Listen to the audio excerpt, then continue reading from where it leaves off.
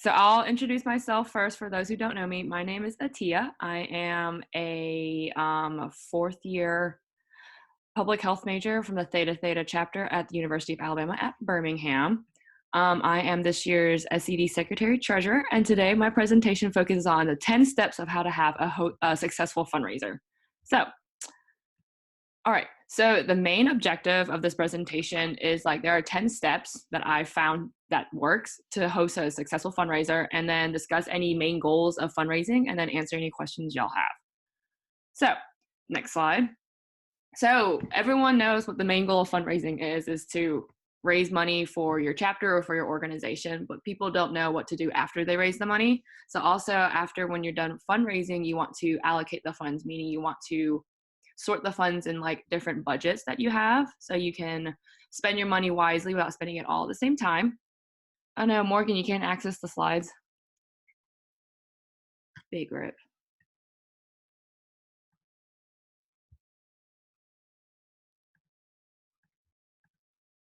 Bree, is it because it's under the SecTreas email, that's why people can't have access to it?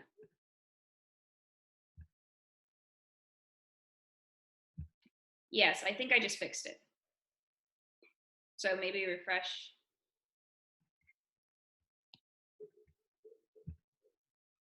Because I put it on anybody with the link.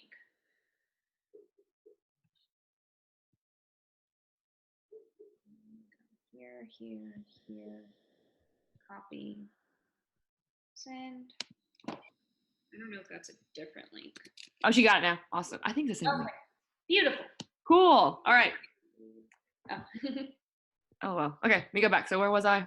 So yes, allocating funds. So you want to, have your funds located in different budgets so you don't spend it all at once. So the $500 you raise, you don't spend it all. You allocate maybe $100 for membership or education, or $100 for service and all that fun stuff. All right. So here's the fun part. So now we're going to talk about the 10 steps of having a successful fundraiser. Y'all ready? Because I'm ready. All right, cool. Okay, so step one, the most important thing, or there's a couple other steps, but I think this is pretty important. So the first step one is to plan. So during this process, you want to set some goals that you and your chapter want to achieve. So you want to know hey, the money that we raise, where is it going to? What is the goal of this certain fundraiser? And then the biggest question is, does this fundraiser sound like something we can accomplish? Not I'm going to make $3,000 on a bake sale. You probably can't accomplish that unless you're selling really good cakes, but just make it reasonable. And then if you answered yes to all of these questions, you're so ready to plan a fundraiser. So when you're thinking about planning, you got to think about the time. When's a good time to do it?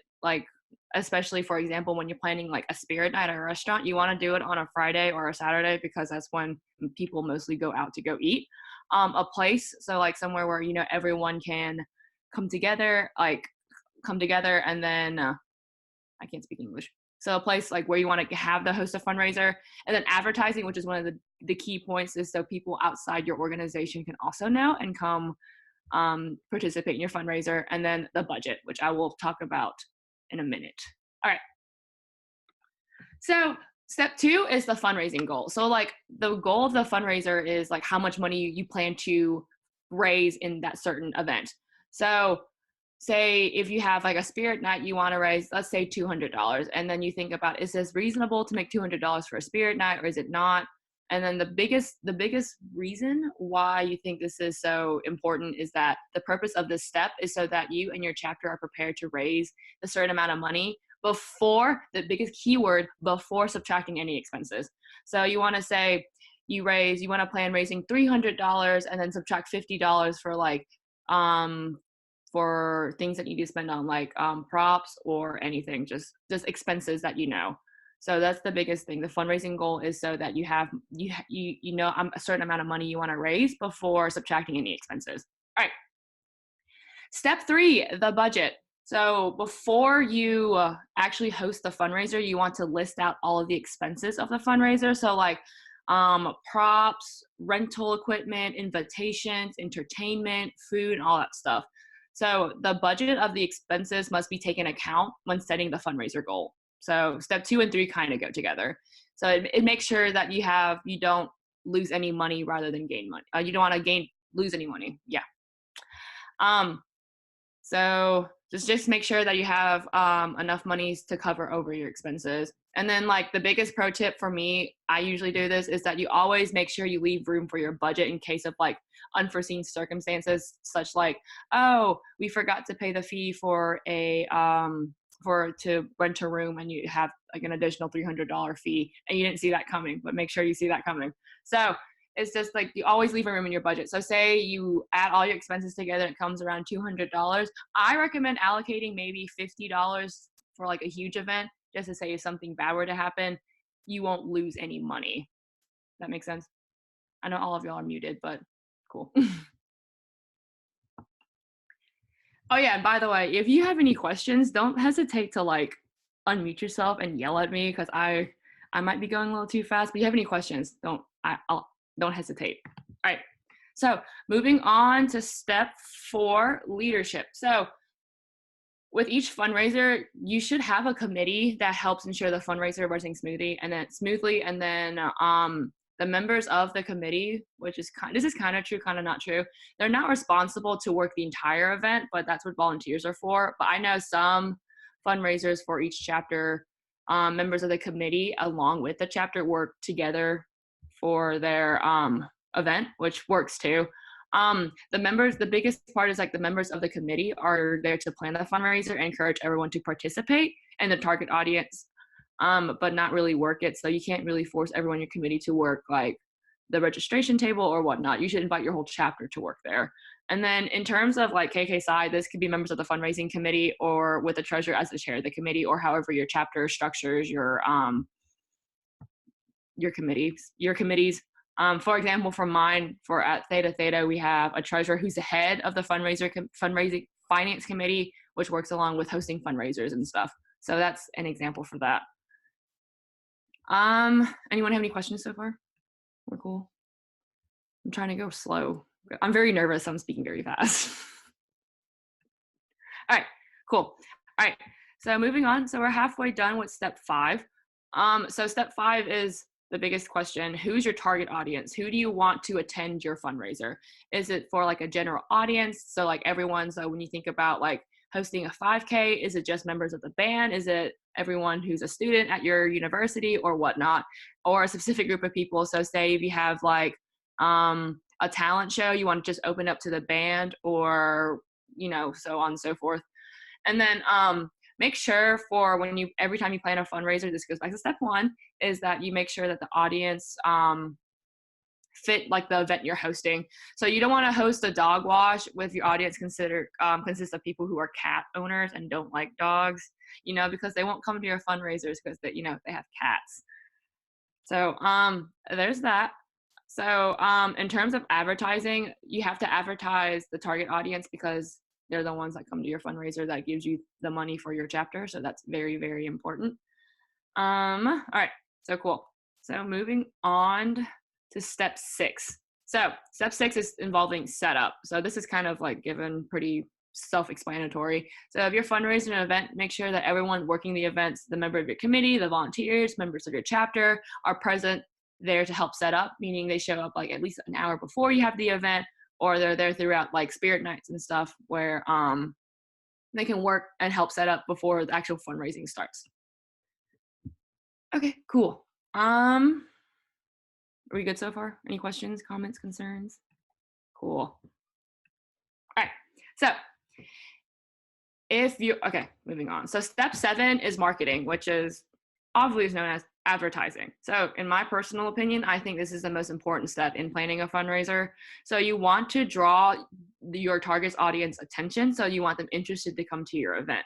So the biggest flaw in fundraising is that advertising, because people don't know how to advertise as well.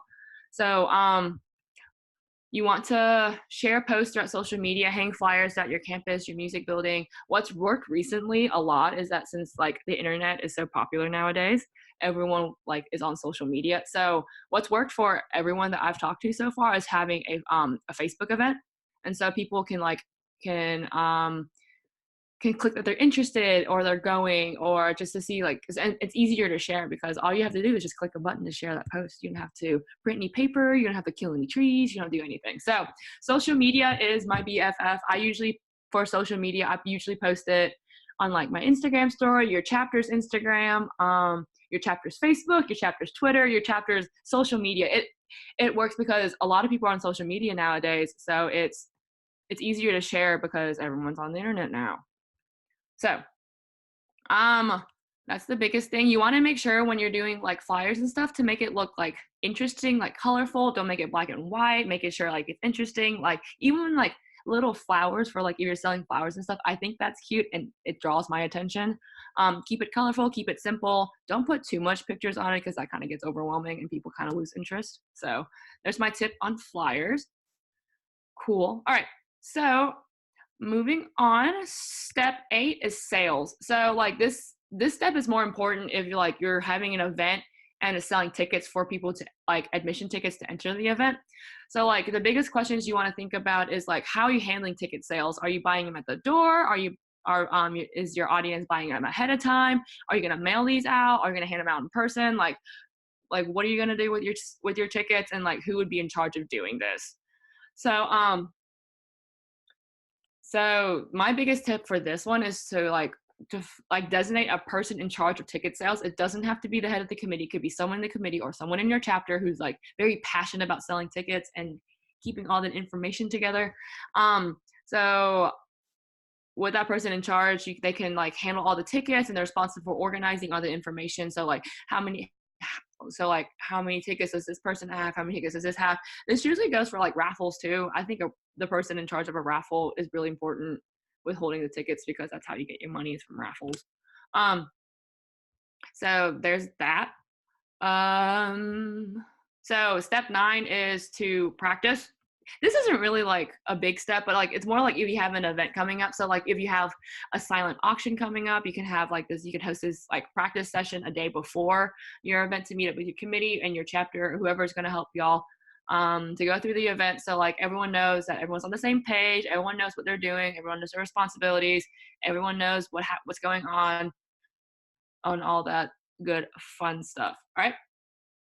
This is pretty important for like mostly like auctions or like events like talent shows, or like my chapter, for example, we're doing a womenless beauty pageant in the spring.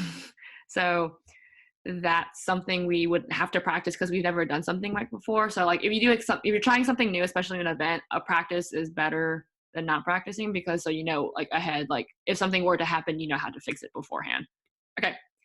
So, and then step 10 is kind of like stupid and it's like really small and unnecessary, but I think it's super, super important, saying thank you. So like throughout your fundraiser, you can like, especially with events and stuff, you can have like donations, be like, oh, thank you for donating. And then if you receive, sorry, my chapter text. So if you receive donations and stuff and you see the person donating, you want to thank them. And then you also want to thank everyone who attends your fundraiser, because saying thank you goes a long way because they feel more invited, and then maybe next year they come back to your fundraisers.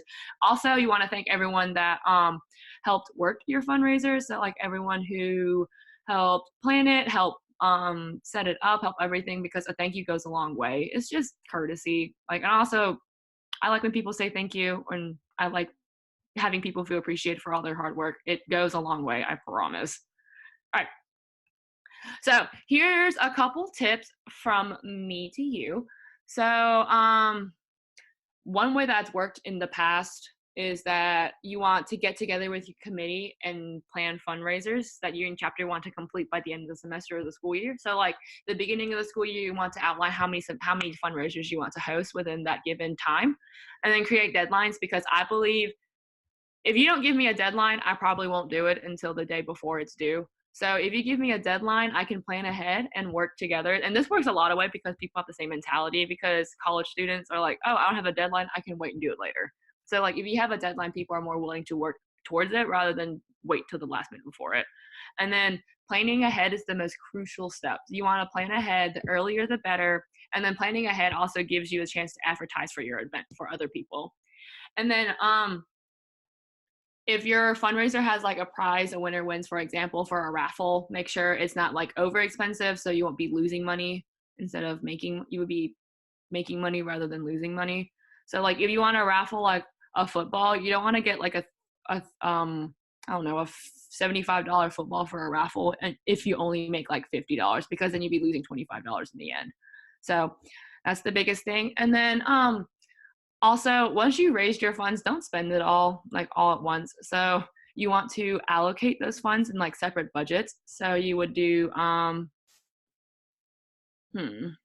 So like for example, if you raise $250, you want to use maybe save 100 of that into savings just in case if like unforeseen circumstances fall down the road and you have to spend, your chapter has to spend money on something, or you can allocate it to like separate committees to see like, oh, the Brotherhood committee can come spend this money on this certain amount of thing and XYZ. There's that. Advertisement. So like I said earlier, flyers work, social media. You can also put like make flyers and then post it on the social media like Canva. Big friends with Canva. And then share it onto Facebook, Instagrams, Twitter, all that fun stuff wherever someone has social media. All right, and that concludes my presentation. Here's at the end of the slides is my contact info, so like my email, and then you're welcome to text me. Try not to call me because I don't answer random numbers anymore, because usually it's asking for like car warranties, which I don't have. So, and student loans that don't exist, people trying to get my money. But feel free to text me, feel free to email me. I'm very active on my phone, so you probably expect something. And anyone have any questions I can answer for you guys? I have a question. I have an answer. Do you have any ideas for what chapters can spend money on? Because I feel like at Alpha Eta, we have so much money, and it's just, what do we spend it on? Like, and we come stuck in a place because they say, oh, well, buy us this, $12,000 speaker set, and we're like, hold up. Yeah, my band's the same way. Like, oh, you have money? You want to spend it on the band? We're like, no. But so usually what we do at Theta at least is that we have like allocated money to set for like we usually every year we have a party for after third degree for our newly initiated members. So we usually have a party and we use some of the expenses we have, we use the chapter's budget rather than everyone's personal money because that gets expensive. We also do like, when we do service projects and stuff and try to fix things for the band. Like for example, a couple weeks ago, we did a service project to help enforce the speakers that we have because they were falling apart and they're also super heavy. So we used the money we raised from a fundraiser to help fix the equipment rather than spending like someone's personal money. Like, you know what I'm talking about? Yeah.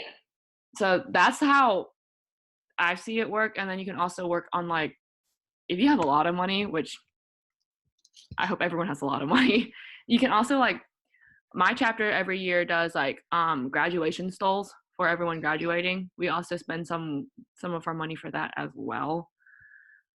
Other than that, I don't know what most you can spend on.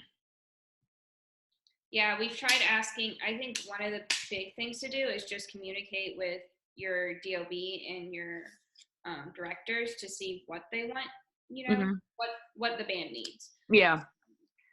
But like, you don't want to like spend all your money on the band because you don't want to spend, like you said, $1,200 for a speaker, because $1,200 is a lot of money when you think about it. Well, I said 12,000. 12,000, never mind. We could do 1,200, but they're asking for way more. Yeah. And it's just like, how do we? And it feels so daunting, and it's such a large number like that because then you make, maybe $200 from one fundraiser, and it's like, how am I ever going to get to 12? Right. So I feel like it's just keeping up on any fundraiser we possibly can do, and then finding some way to spend that money is really helppful. I think something else that we don't do a lot that I think could be a great thing to fundraise for is scholarships for the band. Yeah. So I think that is a great way for bands to give back, or for chapters to give back to their bands, because like non-music majors need scholarships too, and it's just things like that is a great way for the chapter to sponsor scholarships. And if you can sponsor more, why not? Yeah. our chapter's budget isn't up there yet to do that, but like hopefully one day with successful fundraising and doing the 10 steps of successful fundraising, maybe you can sponsor scholarships for those who really, really need it. Yeah. Well, good. That is all. Anyone else have any questions I can answer for you guys? All right, seeing none, let me pull up the next.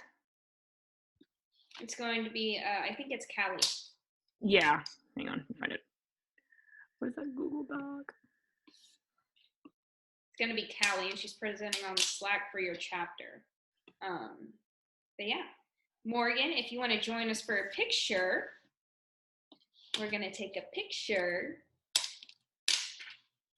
Ah, there you are. What chapter are you from? I'm from UATA at UNC Chapel Hill. Oh, that's so wow, that's so cool. We're so glad you're here. Wait, I'm so glad you can join us. Am I seeing my phone? We'll use Jordan's phone real quick. All right, everybody smile on 1, 2, 3. 1, 2, 3. Thank you for being here. All right, thank y'all so much for having me give out this presentation. I was super nervous, but there was nothing to be nervous about. You did great. And Morgan, we will share all these things on, like the district site and everything like that. So all your chapter brothers can have it too. Awesome. But thank you for being here. Thank you so much. Great job. Thanks. I'll see y'all later. Bye.